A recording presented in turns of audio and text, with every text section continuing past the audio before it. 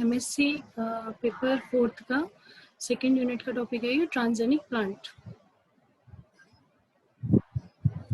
Transgenic plant में ये content है। ट्रांसजेनिक प्लांट्स होता क्या है, इंट्रोडक्शन उसका, देन ट्रांसजेनिक क्रॉप्स का डेवलपमेंट होता कैसे है, जीएमओ यानी कि transgenic plant genetically modified plant. GMO का मतलब जेनेटिकली मॉडिफाइड प्लांट।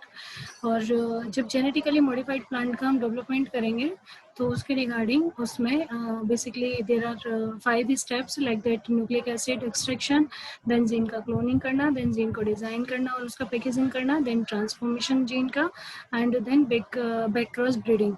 ट्रांसफॉर्मेशन के बाद फाइनली फिर उसका बैक क्रॉस करा के जो ट्रांसजेनिक क्रॉप होती है उसका डेवलपमेंट होता है। उसके बाद applications of transgenic plant, applications में देर आर टोटल 6 एप्लीकेशंस हैं। जैसे ट्रांसजेनिक प्लांट को हम तैयार ही क्यों कर रहे हैं, तो ट्रांसजेनिक प्लांट को हम तैयार कर रहे हैं बायोटिक स्ट्रेस के रेजिस्टेंस के लिए। ट्रांसजेनिक प्लांट को हम तैयार कर रहे हैं एबायोटिक स्ट्रेस के रेजिस्टेंस के लिए। ट्रांसजेनिक प्लांट को हम तैयार कर रहे हैं क्रॉप यील्ड एंड क्वालिटी को इम्प्रूव करने के लिए। ट्रांसजेनिक प्लांट को हम तैयार कर रहे हैं न्यूट्रिशनल वैल्यू को इम्प्रूव करने के लिए। ट्रांसजेनिक प्लांट्स को हम तैयार कर रहे हैं ट्रांसजेनिक क्रॉप का कमर्शियल लेवल पर ज़्यादा से ज़्यादा यूज़ हो इसलिए। और ट्रांसजेनिक प्लांट का एज अ बायोरिएक्टर भी हम यूज़ करते हैं। So there are the introduction of transgenic plant. Transgenic plant basically क्या होते हैं, जीएमओ प्लांट। जीएमओ मतलब genetically modified organism. What is the full form of GMO? Genetically modified organism. So transgenic plant are plants that have genetically engineered. Transgenic plants वो plant होते हैं जो genetically engineered होते हैं। जेनेटिकली इंजीनियर्ड मतलब हम gene को इंजीनियर्ड के तरीके से जेनेटिकली इंसर्ट कराते हैं, जिसका अप्रोच ब्रीडिंग के फील्ड में सबसे ज़्यादा है, जो as a recombinant DNA technology बनाने में यूज होते हैं। And they are identify as a class of genetically modified organism. ऐसे क्लासिफाइड होते हैं वो जीएमओ हम उन्हें बोलते हैं। अब ट्रांसजेनिक प्लांट का डेवलपमेंट कैसे होता है? ट्रांसजेनिक प्लांट का डेवलपमेंट करने के लिए बेसिकली तो मैंने आपको लास्ट लेक्चर में भी बताया था कि एग्रोबैक्टीरियम बेस्ड जीन ट्रांसफर है तो भी हम ट्रांसजेनिक प्लांट का डेवलपमेंट कर रहे हैं। वेक्टर लेस जीन ट्रांसफर है तो भी हम ट्रांसजेनिक प्लांट का डेवलपमेंट करते हैं, like that physical and chemical methods के बिहाफ पे। सो ट्रांसजेनिक प्लांट का डेवलपमेंट करने के लिए बहुत सारे कॉम्प्लेक्सेस हैं, टेक्निक्स हैं जो जेनेटिक इंजीनियरिंग में इन्वॉल्व है। बहुत सारी टेक्निक्स हैं जो जेनेटिकली ट्रांसजेनिक प्लांट को का डेवलपमेंट करती हैं।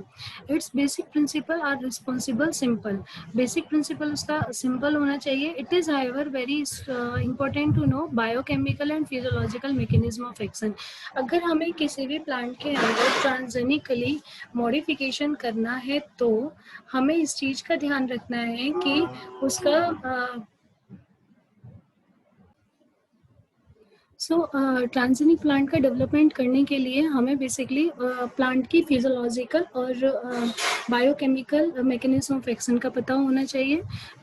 जीन का एक्सप्रेशन करने के लिए, regulation of gene expression, gene की सेफ्टी के लिए इसका यूज किया जाता है। The process of genetic engineering required the successful completion of the series of 5 step. That means genetically crop को improve करने के लिए there are 5 steps. कौन कौन से? First step is extraction of nucleic acid. Extraction of nucleic acid. And what is present in nucleic acid? In nucleic acid present DNA and RNA. ये तो पता ही है कि डीएनए और आरएनए न्यूक्लिक एसिड में प्रेजेंट होता है। तो डीएनए और आरएनए को हम निकालेंगे, उसका एक्सट्रैक्ट निकालेंगे या तो डीएनए की फॉर्म में या आरएनए की फॉर्म में। ये है first step in genetic engineering processes. It is therefore important that reliable methods are available for isolation of these components from the cell. In any isolation process, the initial step in the disruption of the desired organism, which may be viral, bacterial, or plant cell, in order to extract of nucleic acid. After a series of chemical and biochemical steps, the extract nucleic acid can be precipitated in the form of thread-like pellet refer to as DNA and RNA. So extraction का means क्या है? Nucleic acid में जब DNA और RNA को हम extract कर रहे हैं तो हम उसका क्या बना रहे हैं? रिकॉम्बिनेंट डीएनए मॉलिक्यूल हम उसका बना रहे हैं। कौन सा recombinant DNA molecule? Desire DNA recombinant molecule हम उसे बना रहे हैं, क्योंकि वो डीएनए का मॉलिक्यूल जो डिजायर रिकॉम्बिनेंट डीएनए मॉलिक्यूल है वो इंसर्ट करते हैं हम किसी भी होस्ट में, किसी भी बैक्टीरिया के अंदर हम उसे ट्रांसफर करते हैं। तो ट्रांसफर तो तब करेंगे ना जब पहले हमारे पास डिजायरेबल डीएनए का मॉलिक्यूल होना तो चाहिए, और उस डिजायरेबल डीएनए के मॉलिक्यूल को हमें कहाँ से एक्सट्रैक्ट करना है, कहाँ से निकालना है? एक्सप्लांट से निकालना है। ठीक है, एक्सप्लांट से हमें उसे डिजायरेबल डीएनए के फ्रेगमेंट को निकालना है और निकाल के जो होस्ट प्लांट है उसमें हमें इंसर्ट उसे करना है। सो इस प्रोसेस में, एक्सट्रैक्शन के प्रोसेस में डीएनए का जो डिजायरेबल डीएनए की लेंथ हमें पता होनी चाहिए कि हमें लेंथ कितनी चाहिए। आइसोलेशन पूरा प्रोसेस होता है, जैसे कि मैंने कुछ एंजाइम्स भी बताए थे, कुछ एंजाइम्स एक्सोन्यूक्लियस एंडोन्यूक्लियस कट करने का काम करते हैं। डिजायरेबल लेंथ अगर हमें चाहिए तो पर्टिकुलर एक्सप्लांट को हम कट करेंगे, तो किस एंजाइम्स के थ्रू कट करेंगे? एंडोन्यूक्लियस एंड एक्सोन्यूक्लियस एंजाइम के थ्रू कट करेंगे। जैसे ही हमने कट किया तो वो डीएनए का फ्रेगमेंट, फिर लाइगेज का काम कौन करता है? लाइगेज का काम करता है जो लाइगेज होता है वो जोड़ने का काम करता है। तो डिजायरेबल लेंथ को एक्सोन्यूक्लियस के थ्रू कट किया और ट्रांसफर कर दिया होस्ट सेल के अंदर। तो एक्सट्रैक्शन में क्या है? बेसिकली एक्सट्रैक्शन मतलब निकालना, डीएनए और आरएनए को न्यूक्लिक एसिड से निकालना। Then gene cloning, next step है gene cloning. In the second step of genetic engineering process is gene cloning.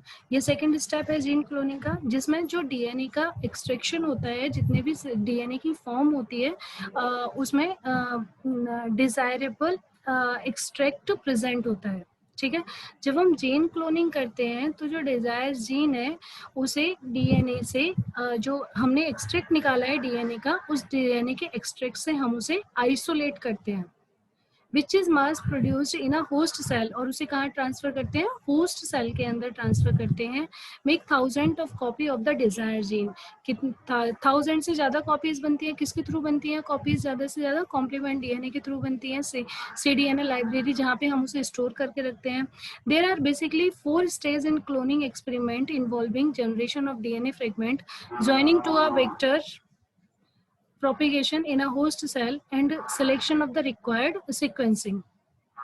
जो जीन क्लोनिंग की 4 स्टेज हैं क्लोनिंग एक्सपेरिमेंट के लिए।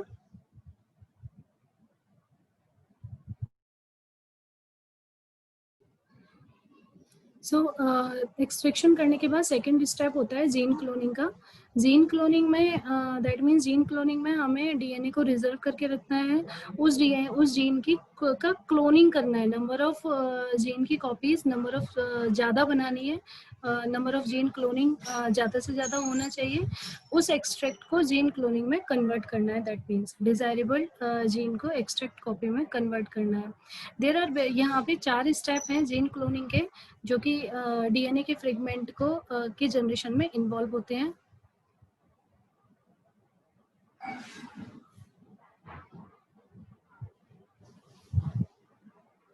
स्टेप थर्ड है gene design and packaging. Gene cloning के बाद gene को डिजाइन करना और उसका पैकेजिंग करना। Once of the gene of interest has been cloned, it has to be linked pieces of DNA that will be control how the gene of interest will work once at inside the plant genome.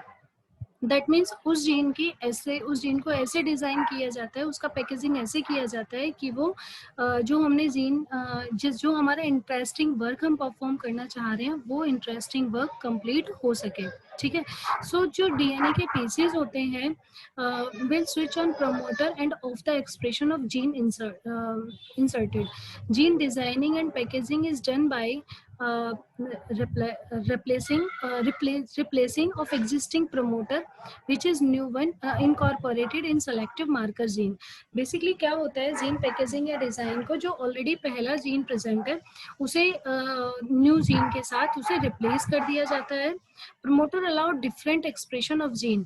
Promoter में जो different gene होते हैं उनके expressions involve होते हैं। For instance, some promoter cause the gene inserted to be expressed all the time, whereas other allow expression only at certain stage of plant growth.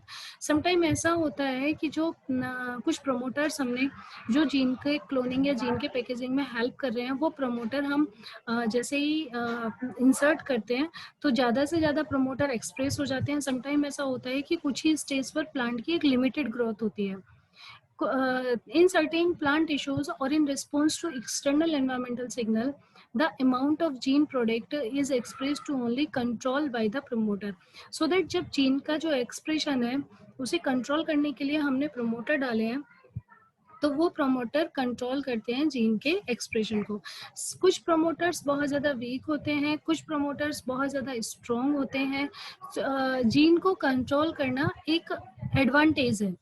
That means control इसका meaning है, जैसे अगर हमने किसी plant को कोई ट्रेट, डिजायरेबल ट्रेट के लिए हमने किसी का जीन डाला, सपोज किसी प्लांट की हाइट कम है और हमें उसे जीन देना, उसे हमने टॉल का जीन हमने उसे प्रोवाइड करा दिया, तो टॉल के जीन में ऐसे ना हो कि उसका एक पर्टिकुलर हाइट पे अगर वो अच्छे से इकोनॉमिक इंपॉर्टेंस देता है, अच्छे से वो नंबर ऑफ फ्रूट्स ज़्यादा देता है, तो एक पर्टिकुलर हाइट डिसाइड पे दिया है उसने, एक पर्टिकुलर हाइट डिसाइड की गई है उस पर दिया है. लेकिन अगर हमने वो जीन डाल दिया और डालने, क्योंकि वो हाइट को इंक्रीज कर रहा है और उसने इतनी हाइट बढ़ा दी कि वहां पे वो स्टेराइल फॉर्म में आ गया, दैट मीन्स उसने फ्रूट का डेवलपमेंट नहीं किया, तो हमारे लिए तो बेकार है. तो इसीलिए वहां पे हम प्रमोटर कर डालते हैं और वो प्रमोटर हमारे लिए एक एज अ एडवांटेज हम उसे यूज करते हैं. Selectable marker gene are also usually linked to gene of interest to facilitate its detection once inside the plant tissues. जो selectable marker gene होते हैं वो भी जीन के साथ ही linked होते हैं, जो कि plant tissues को detect करने का काम करते हैं. The enable of select the cell that have been successfully incorporated with the gene of interest, thus saving considerable expense and effort. Currently, genetic engineering use antibiotic resistance marker gene to screen plant tissues within the insert. जो आज की date में genetic engineering use हो रही है वो as a antibiotic use हो रही है, रेजिस्टेंस मार्कर जीन के रूप में यूज हो रही है. Those cells that survive the addition of antibiotics to the growth medium indicate the presence of inserted gene. जो सेल एंटीबायोटिक के को बनाने के लिए हम यूज कर रहे हैं उसे ग्रोथ मीडिया में हम ग्रो कराते हैं, इंसर्टेड सेल्स की प्रेजेंसी में ग्रो कराते हैं, जिससे कि वो एज अ एंटीबायोटिक काम कर सके. Because of some concern that the use of antibiotic resistance marker gene will increase antibiotic resistance in human and animal, gene coding for resistance to non-medically important antibiotic are preferred. Because of some concern the use of antibiotic resistance marker gene, जो antibiotic resistance marker gene होते हैं वो antibiotic resistance को increase करते हैं. कहाँ पे? Human beings में एंड एनिमल्स के अंदर. सो जीन जो कोड किया जाता है एज अ रेजिस्टेंस कोड किया जा रहा है, non medically important antibiotic are preferred. In addition alternative type of marker gene are being develop आज ही की डेट में कि ऑल्टरनेटिव मार्कर जीन डेवलप्ड हो चुके हैं, जिसमें जीन की पैकेजिंग होती है, प्रमोटर होता है एंड जीन मार्कर का काम होता है. It is then inserted into bacterium to allow for the creation of many copies of gene packaging. उसमें जीन पैकेजिंग में बहुत सारी जीन की कॉपीज बनती हैं. फोर्थ स्टेप है ट्रांसफॉर्मेशन का. Once the gene packaging is ready, जैसे ही जीन की क्लोनिंग हुई, देन जीन की पैकेजिंग हुई, जैसे ही ये और उससे पहले क्या हुआ, उससे पहले हमने एक्सट्रैक्शन किया, एक्सट्रैक्शन के बाद जीन क्लोनिंग की, जीन क्लोनिंग के बाद हमने जीन की पैकेजिंग की. जैसे ही ये 3 स्टेप्स कंप्लीट हुए तो जीन पैकेजिंग के बाद ट्रांसफॉर्मेशन के लिए जीन रेडी हो जाता है, मतलब हम उसका जीन का ट्रांसफॉर्मेशन कर सकते हैं. उस सेल को प्लांट सेल के अंदर हम ट्रांसफर कर सकते हैं, डिजायरेबल ट्रेट हम उससे तैयार कर सकते हैं, दैट मीन्स ट्रांसफॉर्मेशन इजीली हो जाता है. The most common method used to introduce the gene packaging into plant cell including biolistic transformation using the gene gun और agrobacterium mediated transformation. Gene transformation के लिए जब हम यूज करते हैं तो ट्रांसफॉर्मेशन का तो मैंने प्रोसेस आपको पहले भी बता दिया था। एग्रोबैक्टीरियम मीडिएटेड जीन ट्रांसफर के बारे में बताया, non agrobacterium mediated gene transfer के बारे में बताया।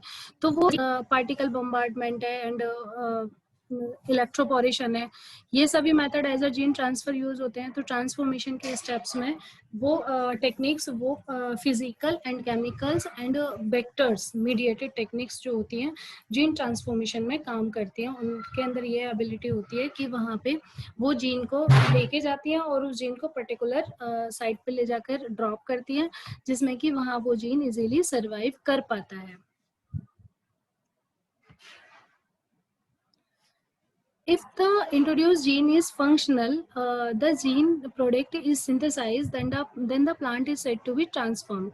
तो ट्रांसफॉर्मेशन का मीनिंग यही है कि अगर जो आपका जीन है वो फंक्शनल है और जीन प्रोडक्ट वो बना पा रहा है अच्छे से, तो ट्रांसफॉर्मेशन का मीनिंग है। अदरवाइज ट्रांसफॉर्मेशन का कोई मतलब नहीं है कि हम किसी भी चीज को, एक छोटी सी अनडिजायरेबल चीज को हम ले जाके किसी डिजायरेबल के अंदर डाल दें, जिसे हमें कुछ निकालना है, तैयार करना है, तो वो छोटी सी चीज भी कंप्लीट प्लांट को खराब कर देगी।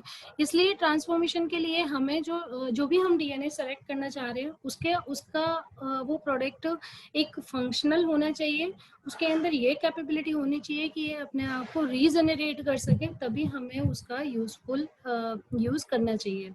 One of gene inserted is stable, inherited and expressed subsequent generation, then the plant considered as transgenics. तो ट्रांसजेनिक प्लांट कब बनेगा? ट्रांसजेनिक प्लांट तभी तो बनेगा जो हमने बाहर का जीन डाला है, वो जीन अगर सही तरीके से काम कर रहा है, स्टेबल है। और सपोज ऐसा होता है कि जो 7 से 8 साल क्यों लगते हैं लैब में काम करने पे प्लांट को उसी नॉर्मल एनवायरनमेंट में लाने के लिए, कंटिन्यू उसका सब कल्चरिंग क्यों किया जाता है? इसीलिए किया जाता है कि उसमें उसके अंदर जो न्यू जीन इंसर्ट किया है वो स्टेबिलिटी की फॉर्म में आ सके, जनरेशन टू जनरेशन उसका गैप ऐसा रहे कि वो एक अपने अंदर स्टेबिलिटी ला सके। दूसरा, उसका एक्सप्रेशन पावर और जो इनहेरिटेड पावर है वो कंट्रोल रह सके। 5 स्टेप है बैक क्रॉस ब्रीडिंग। हमने ट्रांसफर कर दिया, सबसे पहले हमने डीएनए को निकाला, एक्सट्रैक्ट किया, फिर हमने जीन का क्लोनिंग किया, फिर हमने जीन की पैकेजिंग की, फिर हमने ट्रांसफॉर्म किया उसे। जब ट्रांसफॉर्म किया तो जब हमने जीन पर्टिकुलर अमाउंट में डाल दिया तो 7 से 8 साल क्यों लगे? क्योंकि वहां पे हम बैक क्रॉस ब्रीडिंग करेंगे, मतलब हम दोबारा से उसका बैक क्रॉस करके देखेंगे कि ये स्टेबल है या नहीं है। ये ऐसा तो नहीं है कि एनवायरमेंटल फैक्टर की वजह से अपने आप को नुकसान पहुंचा रहा है या अपने आप को डिस्ट्रॉय कर रहा है। तो इसीलिए बैक क्रॉस ब्रीडिंग का यूज करते हैं। Back cross breeding final step होता है जेनेटिकली इंजीनियरिंग की क्रॉप को जेनेटिकली मॉडिफाइड करने के लिए। ये ट्रांसजेनिक प्लांट के अंदर जो ट्रांसजेनिक प्लांट हमारा बन के आया है उसमें उसका हम क्रॉस कराते हैं एलाइटिक लाइंस के थ्रू। जो उसका पहला जो जिस एक्सप्लांट से हमने उसे लिया है हम उसका उसके साथ क्रॉस कराते हैं, ठीक है। This enable to combination of desirable trait of the allied parent in the transgenic into a single line. The offspring are repeatedly cross back. जो उनकी ऑफ स्प्रिंग निकल के आती है उसका रिपीटेडली बैक क्रॉस होता है, जिससे कि हाई यील्डिंग की ट्रांसजेनिक लाइन प्रोवाइड होती है। The length of time is develop transgenic plant depend on the gene. That means 6 से 8 तो मैंने नॉर्मल प्लांट जीन का बताया, लेकिन फिर भी उसके बाद जीन के ऊपर डिपेंड करेगा कि जीन अपने आप को कितने टाइम में स्टेबिलिटी वाली फॉर्म में लेके आता है। तो ये जीन के ऊपर डिपेंड करता है। Crop species, available resources and regulatory approval, it varies from 6 to 15 years. Blow a new transgenic behind a ready to commercial releases. तो 6 से 15 साल का टाइम लगता है किसी भी नए प्लांट को ट्रांसजेनिकली इम्प्रूव होने के लिए। आप देख पा रहे हो ये स्ट्रक्चर है। इस स्ट्रक्चर में ये वही स्ट्रक्चर है जो एग्रोबैक्टीरियम मीडिएटेड जीन ट्रांसफर की स्ट्रक्चर है। इसमें एग्रोबैक्टीरियम टूमीफेजेंस का प्लांट है। इस एग्रोबैक्टीरियम टूमीफेजेंस का इसमें टीआई प्लाज्मिड है, टीडीएनए है, इसका अपना पर्सनल बैक्टीरियल क्रोमोसोम है। देन प्लांट क्रोमोसोम को ट्रांसफॉर्म्ड सेल के अंदर प्लांट क्रोमोसोम रखा। फिर उसके बाद क्राउन गॉल डिजीज जो इसमें बन रही है वो देन प्लांट सेल को ट्रांसफॉर्म किया, ट्रांसफॉर्म के बाद कैरनोमाइसिन से हमने इसे जार में ट्रांसफर किया, देन ट्रांसजेनिक। इस टाइप से इस प्रोसेस में ट्रांसजेनिक प्लांट हम तैयार कर पाते हैं। The production of transgenic plant by using of co-integrated TI plasmid, the soil bacterium, Agrobacterium tumefaciens,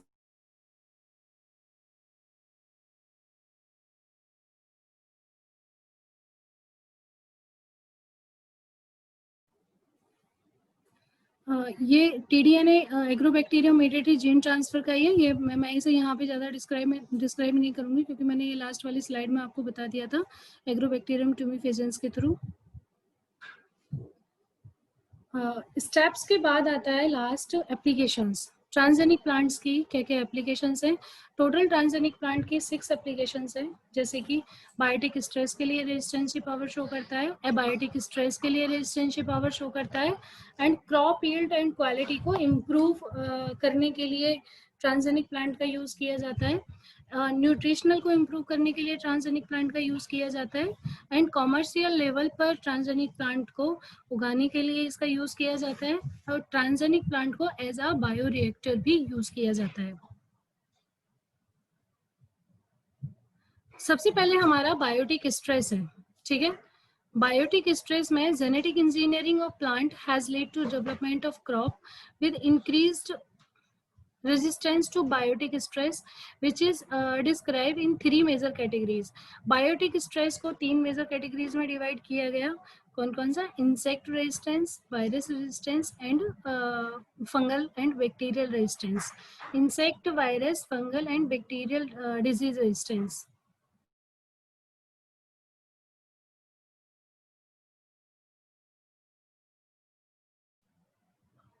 insect, viral, fungal and bacterial disease resistance. Insect यानी कि पेस्ट रेजिस्टेंस की बात करते हैं। इंसेक्ट रेजिस्टेंस में it is estimated that about 15% of the world crop yield is lost to insect और pest. A selected list of common insect and crop damage in table this. That means जो transgenic plant हम grow कर रहे हैं, बना रहे हैं, उनका जो एप्लीकेशंस है, दैट मीन्स उनका जो यूजेस है वो डिफरेंट फील्ड में डिफरेंट है, ठीक है। तो हम क्यों बना रहे हैं ट्रांसजेनिक प्लांट? अगर हम बायोटिक स्ट्रेस की बात कर रहे हैं कि बायोटिक स्ट्रेस यानी कि लिविंग थिंग्स से अपने आप को प्लांट कैसे बचाएं, उन इंसेक्ट से कैसे बचाएं जो कि उन्हें खा जाते हैं और जिससे कि उन्हें प्लांट को बहुत ज्यादा नुकसान होता है। तो जीन ऐसे ट्रांसफर किए गए हैं जिससे कि जो इंसेक्ट होगा वो खत्म नहीं कर पाएगा, उन्हें डिस्ट्रॉय नहीं कर पाएगा। तो कुछ इंसेक्ट रेजिस्टेंस है लाइक दैट, जैसे कॉटन बॉल वॉर्म है, कॉटन लीफ वॉर्म है। इधर फर्स्ट में common name of the paste, यहाँ पे पेस्ट का नाम दिया गया है। देन उसका बोटेनिकल प्लांट का बोटेनिकल नेम दिया गया है जिस प्लांट के ऊपर वो इफेक्ट करता है। एंड देन जो क्रॉप डैमेज होती है वो ये क्रॉप डैमेज होती है like cotton and cotton leaf worm, जो कि इंसेक्ट का पेस्ट का नाम है। इसका इंसेक्ट यानी कि पेस्ट रेजिस्टेंस, जो इसका पेस्ट रेजिस्टेंस है, ये बोटेनिकल नेम इसमें दिया गया है। देन राइस, मेज, कॉटन, टोबैको, इन प्लांट को ये डैमेज करता है।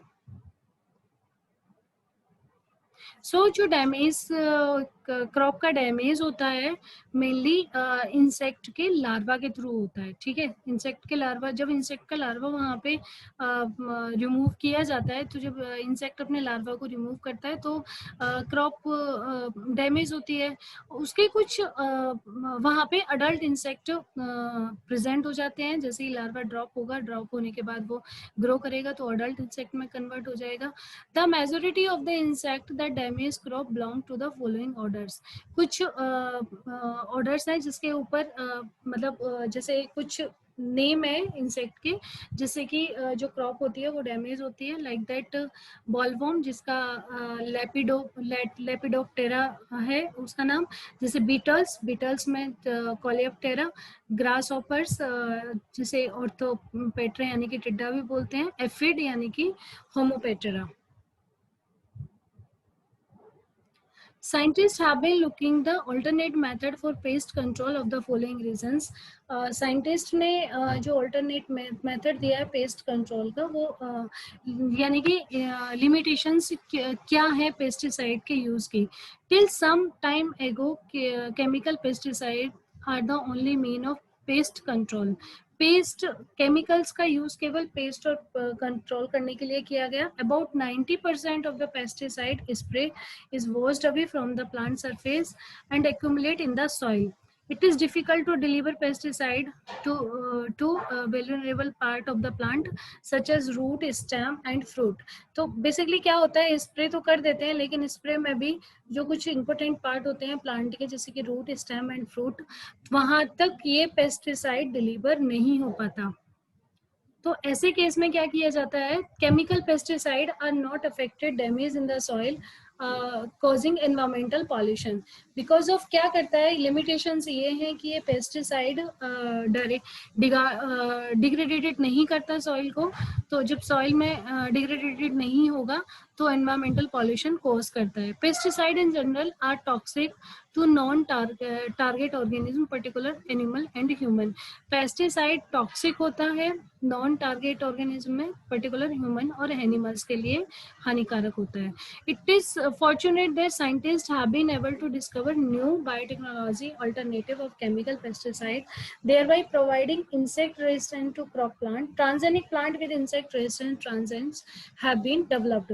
जो आज की डेट में न्यू बायोटेक्नोलॉजी के थ्रू जो ट्रांसजेनिक प्लांट का इम्प्रूवमेंट किया है, इंसेक्ट रेजिस्टेंट प्लांट को तैयार किया गया है, जिससे new insect resistance plant develop हुए हैं. लगभग 40 जीन माइक्रो ऑर्गेनिज्म के थ्रू बने हैं हायर प्लांट में और कुछ एनिमल्स में, जो कि इंसेक्ट रेजिस्टेंस की तरह काम करते हैं और जो बायो कंट्रोल करते हैं इंसेक्ट को. Resistance gene from micro organism, resistance gene जो माइक्रो ऑर्गेनिज्म से बने हैं, जैसे कि बेसिलस thuringiensis यानी कि BT cotton. Bacillus thuringiensis was first discovered in इसिवाकी.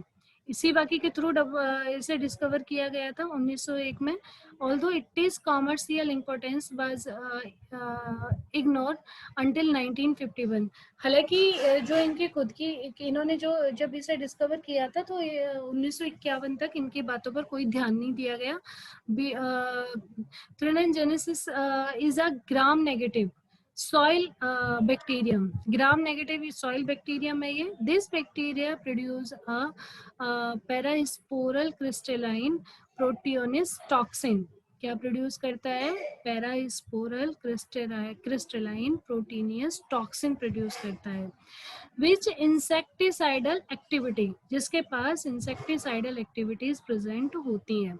The protein produce by beta thuringiensis is referred to as insecticidal crystalline protein. तो उसे क्या बोलते हैं, जो प्रोटीन रिलीज करता है उसे आईसीपी बोलते हैं, यानी कि crystalline protein. Insecticidal crystalline protein. Insecticidal crystalline protein are among the endotoxin produced by sporulating bacteria.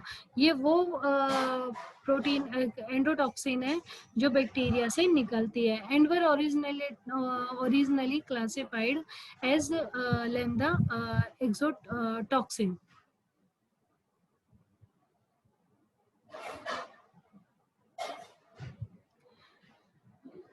Beta toxin gene भी प्रेजेंट होता है. कुछ स्ट्रेन होते हैं बीटा थ्यूरिनोजेनेसिस के, produce a wide range of crystal यानी कि CRY प्रोटीन.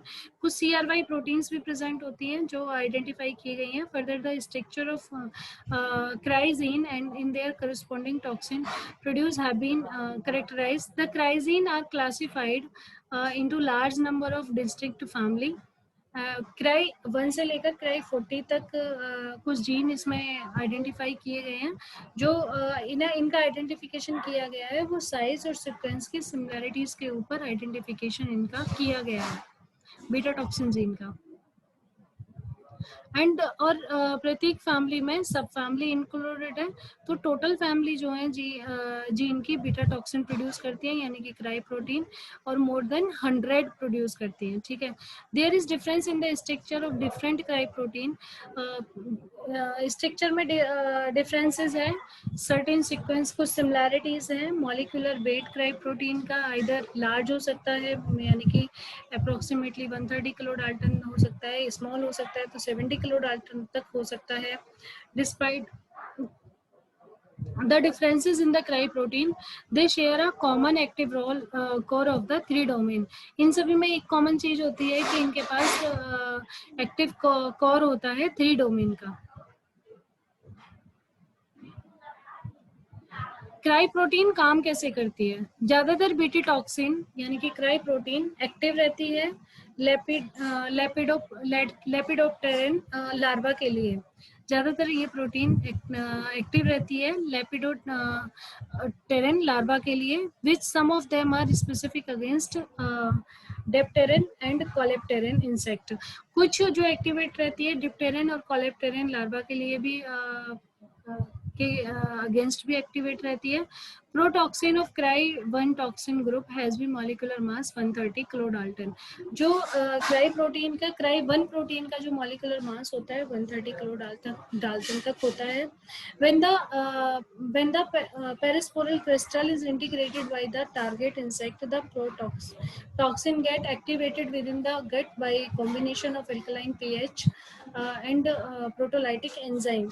जब इस क्रिस्टल को टारगेट इंसेक्ट में हम इंसर्ट करते हैं तो प्रोटॉक्सिन एक्टिवेट हो जाती है, गट में एक्टिवेट होती है, और वहाँ पे उसका pH 7 होता है, दैट मीन्स अल्कलाइन फॉर्म में होती है, और the result conversion of protoxin into active toxin. तो वहाँ जो प्रोटॉक्सिन होती है, प्रोटॉक्सिन एक्टिव टॉक्सिन में कन्वर्ट होती है, जिसका मॉलिक्यूलर वेट कितना होता है 68 किलो डाल्टन तक होता है। देख पा रहे हो आप इसे, ये पर्सनल क्रिस्टल एल्कलाइन है, 250 किलो डाल्टन की सब यूनिट प्रोटीन है। इस सब यूनिट प्रोटीन का रिडक्शन मरसेप्टो इथेनॉल में किया गया, 130 किलो डाल्टन की सब यूनिट प्रोटियोनेसिस में 68 किलो डाल्टन की एक्टिव टॉक्सिन तैयार होती है। Active form of toxin protein itself inserted into membrane of the gut epithelial cell of the insect। gut के epithelial insect के gut के epithelial cell में से ये insert होती है, जिससे क्या बनता है, जो आयन चैनल का फॉर्मेशन होता है। जब आयन चैनल का फॉर्मेशन होगा तो सेलुलर एटीपीज उसका कम होना शुरू हो जाएगा, जिससे कि सेलुलर मेटाबॉलिज्म का जो सेलुलर मेटाबॉलिज्म कॉन्सिक्वेंसली इंक्रीज होना शुरू हो जाएगा। इंसेक्ट फीडिंग करना बंद कर देगा एंड डिहाइड्रेशन उनका होना शुरू हो जाएगा, एंड देन वो फाइनली इंसेक्ट डाइज हो जाएगा, मर जाएगा। Some worker has in recent years suggest that beta toxin open cations selection pore in the membrane. कुछ साइंटिस्ट का ये मानना है कि जो बीटा टॉक्सिन जीन होते हैं, ओपीन्स जो कैटाइन सेलेक्टिव पोर होते हैं मेम्ब्रेन में, वहां पे प्रेजेंट होते हैं, leading to inflow of cation into the cell, जो कि सेल के अंदर कैटाइन का फ्लो करते हैं, जिससे कि ऑस्मोटिक लाइसिस होता है। ऑस्मोटिक लाइसिस के थ्रू इंसेक्ट की डेथ होती है।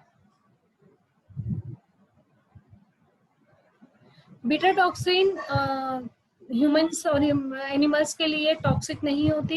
इसका कंजर्वेशन प्रोटॉक्सिन से टॉक्सिन तक अल्कलाइन और स्पेसिफिक पैरामीटर्स की रिक्वायरमेंट होती है। जो कंजर्वेशन होता है प्रोटॉक्सिन से टॉक्सिन में, तो वहाँ पे अल्कलाइन पीएच की रिक्वायरमेंट होती है और स्पेसिफिक प्रोटीएजेस की रिक्वायरमेंट होती है। बीटा टॉक्सिन एज बायोपेस्टिसाइड, इसके बारे में कल बताऊंगी मैं।